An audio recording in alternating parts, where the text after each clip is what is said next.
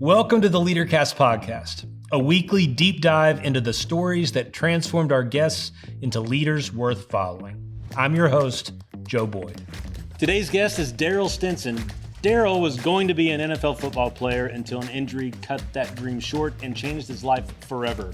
You're going to want to hear his story, including the number one habit that he believes makes a leader worth following. Darryll Stinson, welcome to the LeaderCast podcast. I'm very excited to have you here, man. Yeah, excited to chat. It's going to be awesome. Cool. I want to hear your whole story. But before then, for those who don't know you, can you just give what's your little elevator speech if someone says, "What do you do?" and you got 60 seconds? What do you tell them? What do you do these days? Oh man, I tell them it's going to take longer than 60 seconds to explain that. It's a short elevator. The elevator pitch, man, is I help leaders share their God-given messages with the world. Okay, there you go. That was like 5 seconds. There you go. See, that's that PR background coming for you, man. We know how to keep it short. You're all over that. I know you're an athlete, and a lot of your journey comes through that stuff. So could you tell us just a little bit about how you got started as a kid? What were you excited about and passionate about as you were growing up? Yeah, man. I come from a family of athletes. I grew up in Jackson, Michigan. If anybody knows Tony Dungy, he's from there. Yeah. I'm always joking and tell people that he and I are the only famous people from Jackson, which people laugh because he's famous and I'm not, which is changing though. They came out with this list of like the top 10 athletes in the region in our area. Tony Dungy was on that list and so was I. So nice. I was like, see, spoken into existence. But he grew up. Tony Dungy was from my hometown. Magic Johnson was 30 minutes away in East Lansing. And so, man, growing up in the inner city, for me, all I really saw as a way to get out of the hood and the environment that I was raised in was either to rap or become an athlete. And so, I decided that, man, athletics was going to be my ticket out of poverty, out of the struggle, out of the inner city.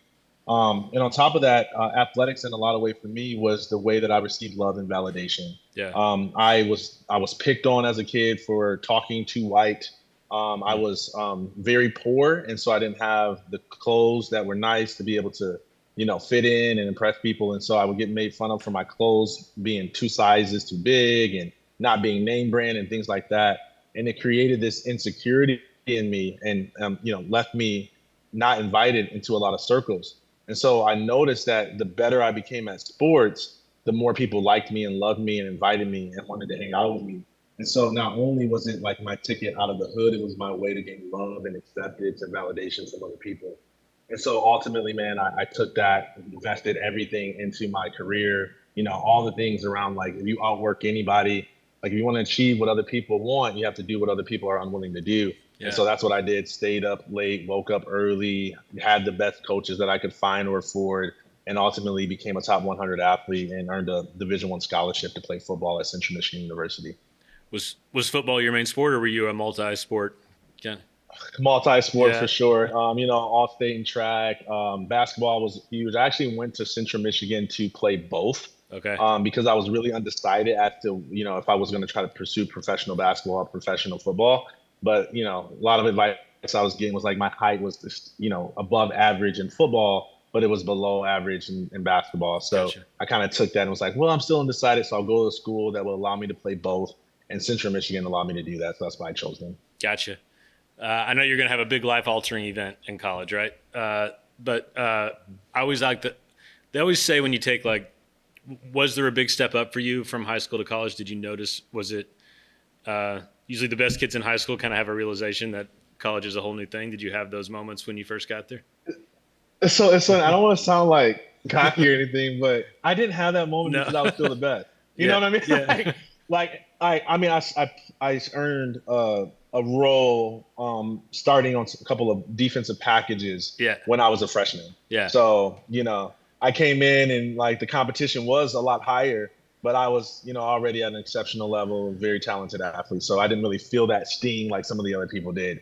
So being a pro football player for you at that point wasn't like a pie in the sky kind of dream. You really felt like you were on the path to do that.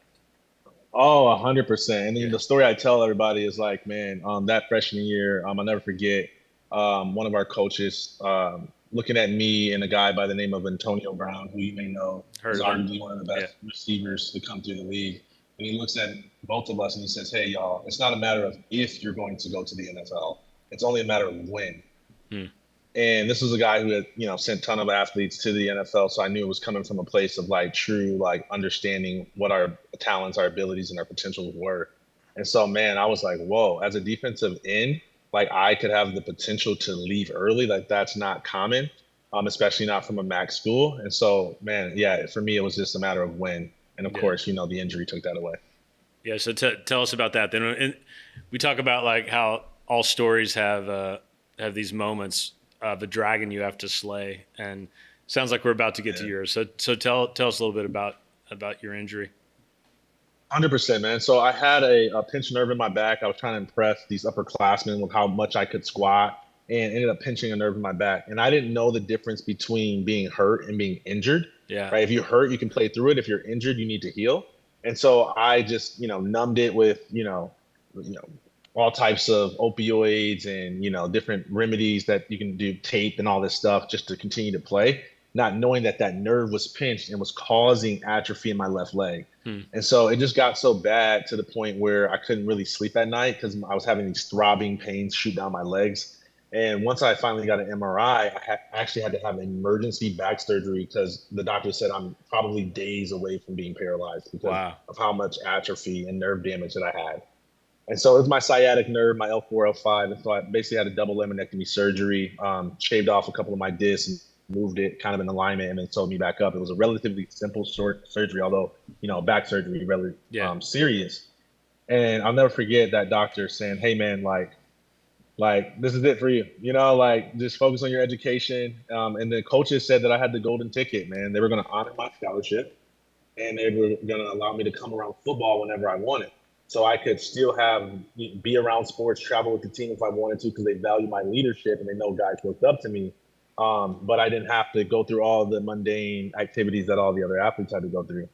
But yeah, for me, man, I told you, like, sports wasn't what I did. It was who I was. Yeah. It wasn't just letting go of some career. It was letting go of an identity. It was letting go of my savior out of the situation that I was stuck in. And so, man, I couldn't do it. So I begged them to let me come back and play the game of football. Again, this happened my true freshman year. So I had the surgery. I begged them to let me come back, and they resisted for weeks. And then finally they were like, "Let's just give them a shot. You got to sign a liability waiver so that we don't get in trouble if you get injured." And they literally, I don't tell this part of the story often, but they put me in inside drill. I don't know. You know what inside drill is? I played in high school, but I barely remember anything. So tell us all. So it's like you can kind of run and play tag, but inside drill is like one of the toughest drills you can play in football. It's like we're running the ball between the tackles up the middle, and y'all have to try to stop us. So you know where the play is going, and it's just strength on strength, man on man.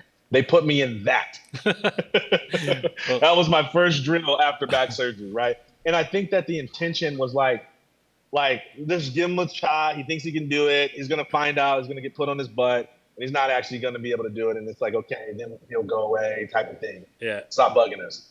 And I stood my ground against Eric Fisher, who inevitably became a #1 draft pick. Yeah. So they were like, oh, man, if he's fresh out of back surgery and is holding his ground in inside drill against our best tackle, our second best tackle at the time. The best tackle was the guy by the name of Jake Fisher or Jake Olsen. But if he stood his ground, then, man, this guy can play. So ultimately, they allowed me to come back. And I always tell people, like, I wasn't supposed to walk more than a mile within the first, 6 to 9 months of my surgery.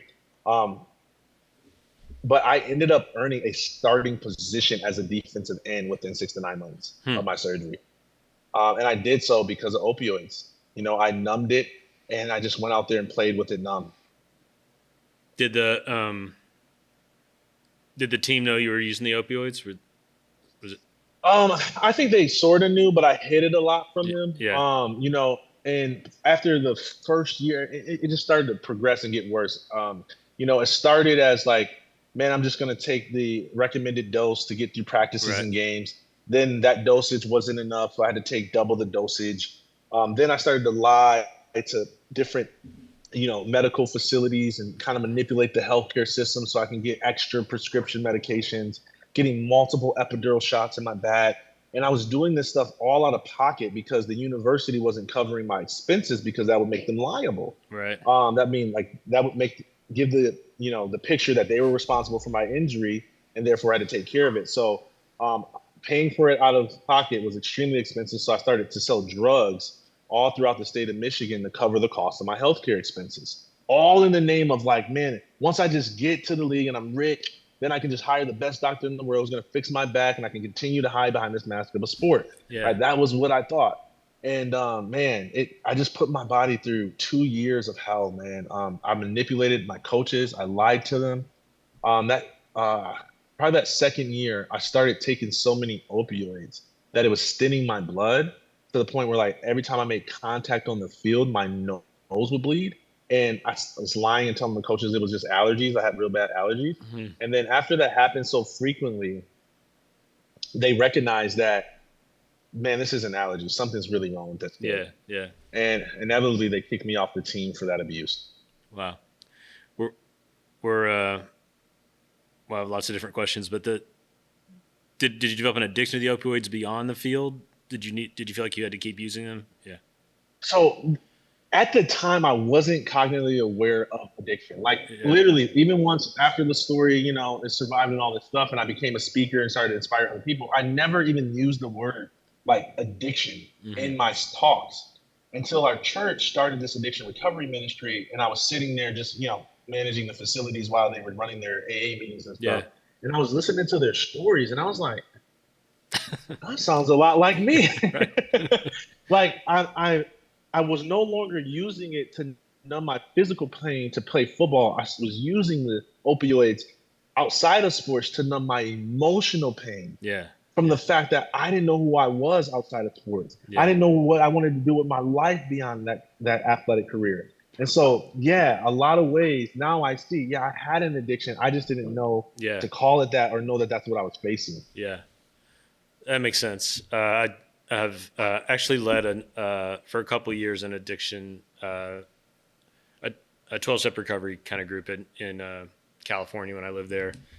And I haven't had a chemical addiction in my life, but came to see other parts of my life that were operating as if I was addicted to them. You know what I mean? And there's a sense in which I don't want to say this. If you have a chemical addiction, it's definitely a specific sort of thing for sure. Yeah. But everyone is also addicted to something in some ways. Yes. And so I used the 12 steps to get better in lots of ways in my life. It was super helpful for me. 100%. Same here, right? Yeah. Was that the darkest moment when you got kicked off the team? Was that your rock bottom kind of moment? Oh, that was the bottom falling out so that I could hit rock bottom. Okay. That's what that was. Yeah. That was just like this false foundation that I was on, pulling that, being like, hey, this isn't sturdy at all. And that sent me to that dark night of the soul. Yeah. Started to question, because to me, knowing that sports was a lot of the way that I gained love and acceptance and friendship. Like, I didn't believe people liked me for me. I believe they only love me for my gifts, right? And I see that in a lot of high achievers or people who are extremely talented, that they have this talent or they have a large amount of wealth or they have influence. And it's hard to sometimes decipher between who's in my life because they love me and know me and who's in my life just because of what I have or what I can do for them. And it's a really, challenging thing for high achieving leaders, as I'm sure you know. And so I had that psychological wrestle going on. And to validate that insecurity, I was dating a girlfriend who I was planning to marry. She was my high school sweetheart. We had been dating for 4.5 years. She was the only one who I really would tell about when I was feeling depressed, or I never used the word suicidal, but I would say like I'm feeling depressed, and because that's as vulnerable as I knew to be. Yeah. And she was the only outlet that I had besides sports. So sports got taken away, and then she left me and got engaged to another man. And so, man, that was it. That validated, like, she knows me the most, and she still doesn't love me without this thing of sports. As so I thought. And so, man, that's when I really got suicidal and, started to attempt to end my life. I would drink alcohol and, get in a car and hope that a car accident would end it all. And I just started to, make really, lavish attempts at suicide. Yeah. And, ultimately, that landed me in a psychiatric unit, and that was my rock bottom. Okay.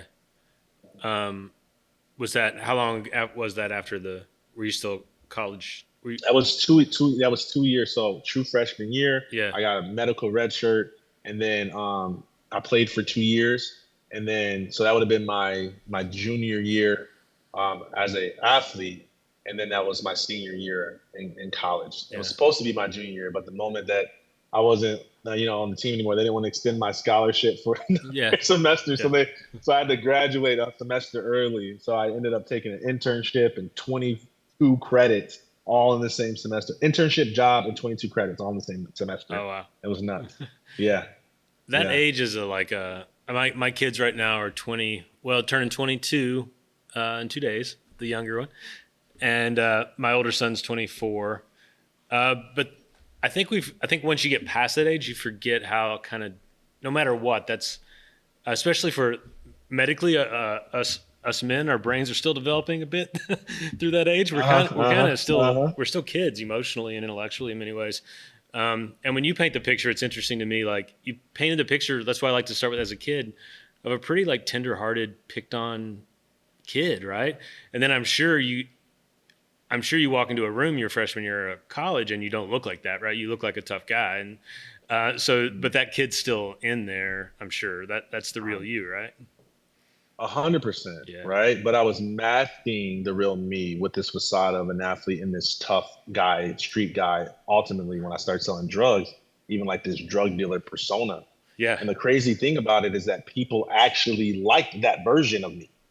And the problem with that is that the more they like 100%, but the more that they like that athlete, that confident, that guy, like that false version of me, the more rejected the real version of me felt the entire time. Yeah. So it was like I was only breeding deeper insecurities for myself. Yeah. Well, I'm sure there are folks listening in that age group that this might be a really powerful moment for them. So just want to encourage folks, if that's you, it's okay to reach out to that one person you trust, have a conversation, whatever it may be. I'm curious for you. Obviously, you got better. You're here, which I'm grateful for.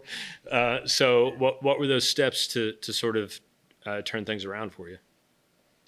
Well, man, to make a long story short, so I'm in the psychiatric unit. I went from 275 pounds to 219 pounds in 4 weeks. Wow. So just imagine like this frail body. I was trying to starve myself to death. And I was crying for so long when my mom admitted me into the psychiatric facility that my eyes were almost swollen shut.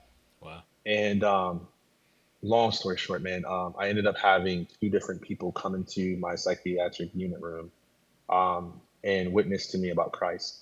And they said the same exact thing that God was telling me to say yes.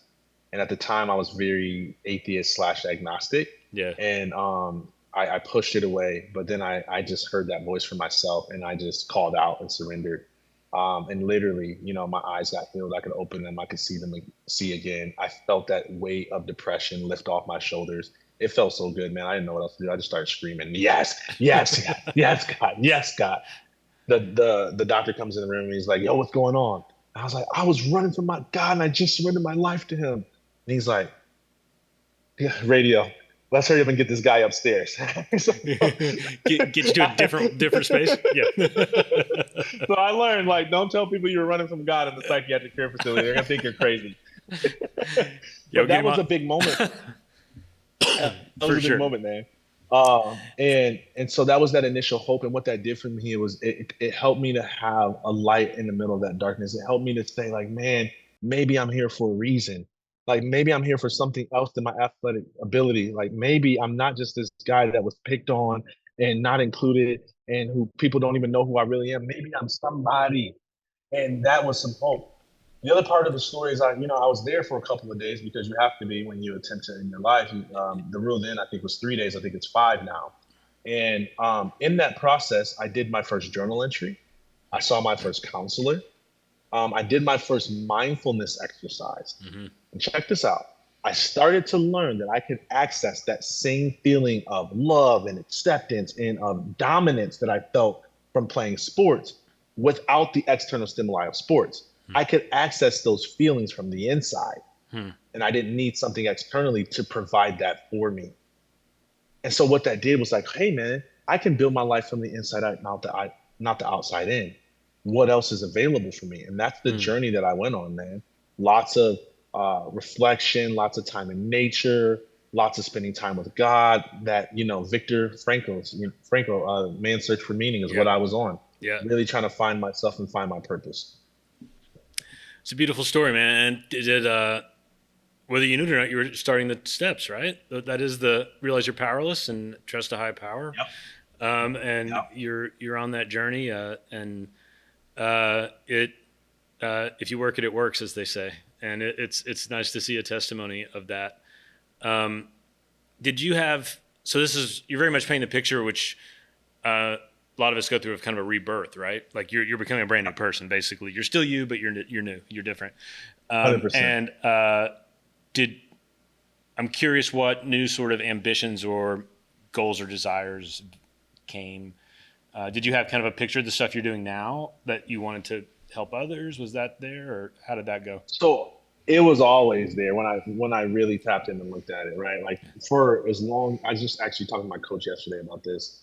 Like for as long as I could remember, like I think as early as 9, I always had this sense that I was called to be a global leader. Mm-hmm. Like I would have like dreams and visions of like masses amount of people and me standing and speaking in front of them, and it scared me, like scared the crap out of me. I'm like, I can't handle this. I'm not. You got the wrong one, God. So like post surviving that suicide attempt, then having that awakening moment and that rebirth, it was like, okay, now I got to step into that leadership. Now I got to really start to follow that thread in my life. And so it started with just like people, because I was an elite athlete and people kind of knew that, I was living this lifestyle and I had changed. And so Mm-hmm. it started with like, hey, come talk to the football team, come talk to the high school team, and started really just talking to athletes, Mm-hmm. just telling them about kind of my story. And that was that journey. Always had a gift to communicate, to write and to speak. Yeah. So I worked in higher education, and within three years, won 2 awards in higher education, marketing and branding. Yeah. And so that skill set really started. Like I feel like I wasted so much of my life. God put me on the accelerator. Yeah. Yeah. That's kind of redemption, right? That the pain is transferred into something new. So you gave your really quick elevator speech, but now that we know so much of your story, and I know there's way more, but what I want to ask is like, how have you found, what do you think is your unique sort of voice in the sense of helping leaders be better, helping others grow? Do you notice, are there things you say that just sort of resonate in a special way with folks? I'm kind of want to ask what's the voice that you have for the world? You know what I mean? Like, what are you here to say? 100%. 100%. Well, I'm here to help people share their God-given message with the world, right? More vulnerably, more passionately. I have a real talent to see that. There's something like I always tell people, like I can tell where people are limited in their life based upon what they say with their lips. Okay. And so I'll do this story extraction process where they're talking about their life and I'm asking them, sort of like you're doing with me now. Yeah. And I start to see where, they kind of, one or two things happen. Either they skip over phases of their life, Yeah. which tells me that there's a level of trauma that they're avoiding, or they talk about very serious traumatic moments in their life as if they weren't serious and traumatic, right? Not saying that it should cause everybody to cry and go into a conundrum, but saying that there's a part of themselves where they suppress the emotion in order to survive the trauma. Sure. And so part of what my philosophy is like, hey, I believe that's where God, the divine, however you call it, define it, wants to flow through you. But if you're blocking it off because there's suppression there, that flow can't happen. And so that's a lot of what I do professionally. Little phrases and tidbits I can kind of give you. I got a bunch of them, but one of the things that I talk about as it relates to that, mental health aspect and just leadership in general is, that vulnerability is like a Batman signal for love. The more vulnerable we are, the more it lets love know it needs to rush in. Okay. Let me break that down for a second because that's a really important point. One of the things that I noticed about myself is that when I was in that dark phase and I was depressed, I would put little hints out on social media that I was struggling. I would say like, for every dark night, there's a brighter day. Yeah. And I was wanting somebody to see that and reach out to me and ask me how I was doing. And that wasn't happening. And so as I grew and matured and learned about this vulnerability thing and the power of it, I realized that it was because I wasn't being vulnerable enough to let them know I needed love to rush in. The way that somebody responds to for every dark night, there's a brighter day is far different than if I would have said, hey, I'm struggling. I don't feel like people like me outside of my ability to play sports. I'm thinking about ending my life. I guarantee you, if I would have put that on social media and been more vulnerable, there would have been a different response. And that's a really important point for me because people can't help what you won't admit. And that's that part of reaching out. So it's not just saying I'm struggling, it's being vulnerable about what the struggle is. That principle is true in mental health. And I find that principle to be true in leadership. One of the most powerful things one of my leaders did was during the pandemic. He came in front of us and all the staff. I was part of the staff, fractionally. And he said, y'all, this is tough. And I really don't feel like leading today. Yeah. The way that the team rallied around that was phenomenal. Versus him coming in here, here's what we're going to do. Here's the plan. Here's how we're going to respond to the pandemic. Yeah. He said, I really don't feel like leading today. And that's where the team could really step up and say, you know what? That is leading. Yeah. That's vulnerability. That is powerful. Because how many leaders out there want more help, but they're not willing to be vulnerable about the help that they actually need? Yeah. And it's a game changer for people. If we just open up and model that vulnerability, we can actually get the help that we need. So that's an example of a tidbit that I say the entire time. I totally buy into that. I've accidentally been that way my whole life, which has been nice for the most part. But you can also sort of fake authenticity and vulnerability sometimes. But I do think it's almost always a good thing. I'm curious you've been in situations like leading or being led in pretty, I don't know, kind of, like when I think of college athletics or even as you were growing up, those are kind of tough groups of people, you know what I mean? And a lot of the folks listening to this they're not playing college football, but they're in board meetings where it's pretty cutthroat. And this is not, I'm curious, do you feel like vulnerability even works in those sort of extreme kind of, for lack of a better word, kind of macho kind of like extreme situations? Would you still go that route now? 100%. Yeah. But this is another one of my tidbits, okay? Because to me, vulnerability isn't just about my pain. It's also about my power. Gotcha. It takes just as much vulnerability to be like, man, I'm struggling and I need help, as it does to be like, hey, man, everybody's gossiping and I don't agree with that. Hey, man, this is the way that the world views leadership or teamwork or structure or the thing that we all are, committing ourselves to doing. But I view it differently. That's vulnerability. Yeah. Right? To stand up in a world that says darkness is okay and to be light is vulnerability. And I think that there's a false paradigm around what being vulnerable means. We think of it only on the pain spectrum and not on the power spectrum. Yeah, only as expressing weakness, where it's also expressing strength too, right? 100%. Strength, belief. Yeah. Right? I Have a Dream speech from Martin Luther King, to me, was a very vulnerable thing. Yeah. I've got a dream, y'all, that a lot of the world doesn't agree with or want to happen, but I'm willing to be vulnerable and stand in this. Yeah. And I think if people can awaken to that, it would give them more permission to be vulnerable. So no, I don't think that it's only a display of weakness within a board meeting. I think it's also a display of belief and power and confidence. But vulnerability is powerful regardless of what end of the spectrum that you're on. Here's one thing I'll tell you about the vulnerable share and sharing the pain. I've never, not one time, and have been vulnerable or seen somebody be vulnerable where people did not thank the person for their vulnerability. Yeah. Never. So the whole thing about like, oh, when is it the right time? When's the right space? I'm like, man, just do it. Just be vulnerable. Right. Just let it out. It's going to be okay. And yeah, can it be fake? Can it be inauthentic? Can it be trauma dumping? Yeah, it can be all of those things, but that's not true vulnerability. Trauma dumping is not vulnerability. It's trauma dumping. Yeah. Vulnerability is I'm being vulnerable strategically for a reason. Yeah. We got to roll, man. I want to, before we leave, I want to ask how people can get in touch with you and stuff. One more question though, because we're getting ready to plan an event around habits. And I didn't send you this question ahead of time. So I'm going to ask you what if you had to choose one habit in your life, it could be daily, weekly, but a rhythm, right? if there's one habit in your life that you would say helps make you a leader worth following, or helps make others a leader worth following, what would your one habit be? Listening. Okay. I know it's game changing, right? We have two ears and one mouth, and I believe that God designed it that way for a reason. Love it. Okay. Every day I spend time listening to God. I listen to nature. I listen to people.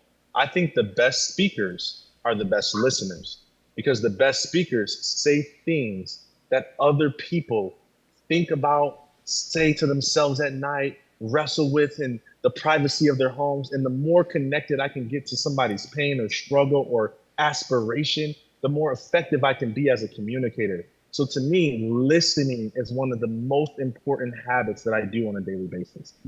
Perfect. Love that. I'm going to listen better today. I'm an introvert, Yes. and I spent my whole life on stage. I'm a speaker. I was a teaching pastor for a while. I was a improv comedy, stand-up comedian. I did all that stuff. And people were always like, "You're kind of shy. Why do you do that stuff?" And I was like, "Well, I spend all day listening so I can say what I want when I get the time." Yes. So you get it. Yeah. You get it. But that's more of a personality thing. I think you can also have a habit, even if you're an extrovert and you like to talk, a habit to listen, right? And this was really great. Super great to meet you. We'll get you back in LeaderCast somehow, Darryll. Thank you so much for being a part of today. How can people get in touch with you if they want you to speak or look at your book or whatever? Yeah, you can just go to my website, DarryllStinson.com, or reach me on social, Stinson Speaks. Okay. Yeah, and we'll put it up in the text around the podcast when it comes out. Thanks so much, man. We'll talk to you later. Yeah, appreciate you. Take care.